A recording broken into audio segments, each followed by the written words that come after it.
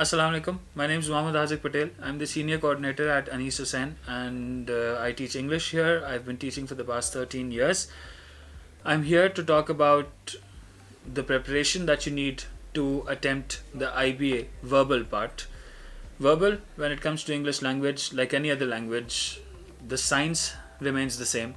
What you need to get in, you need to first understand what is it that IBA expects of you. IBA expects you to be proficient in English language. When it comes to proficiency in the language of English, it's simple.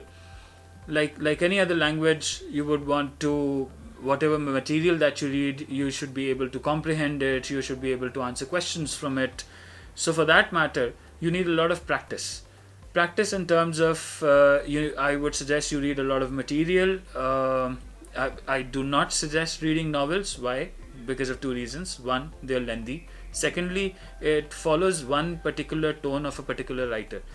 I would suggest you read articles from Reader's Digest, articles from New York Times, articles from Time Magazine, from The Economist. If you have Dawn newspaper subscribed at your home, read the front page, read the last 3 pages. They have foreign news there.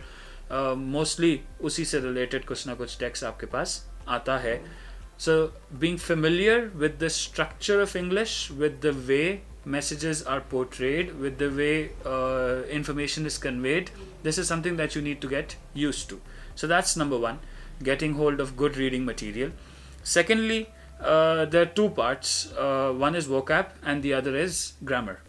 Vocab is simple. It's like the more you read, you'll come across words that you are unaware of, or ऐसे words होंगे जो कि जिसका कुछ part, when it comes to etymology, जिसका कुछ part is something that you know of and you can construct a meaning in your mind. It's best that when you're reading any material, any new word that you come across, you write it down, you look up the meaning. That additional efforts that you'll invest in looking up that meaning would definitely be part of your would become part of your vocab. When it comes to grammar, it's all based on rules. You can find rules of grammar in our Anis Hussain IBA test prep material. You can find it in any good English diction book, and it's best that you write them down on one page.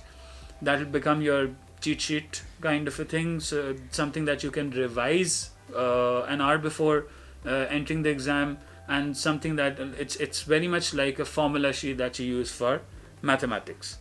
Now comes the tricky part. The tricky part is, of course, poetry. IB has introduced poetry in the recent years. One is not very comfortable understanding the tone and the flow of poetry. So it's best that you at least prepare yourself, again, varying in terms of genre, 20 to 25 poems. What you need to understand is, you need to understand the various devices that poets use in order to express themselves. Once again, like getting used to the way an information is conveyed in a passage, you get used to the way a particular feeling or emotion or message is conveyed in a poetic manner. And for that matter, you need good practice material. You can find it in our Anis Hussain's preparation material too. Plus, you can find it in any good English diction book as well. Next, of course, you need to be relaxed. The IBA test is close. You do not need to take a lot of stress on yourself. It's something that is going to gauge your command on the language, and the more you surround yourself with sources of good English, of course, I am sure that you'll be able to do really well. Thank you so much.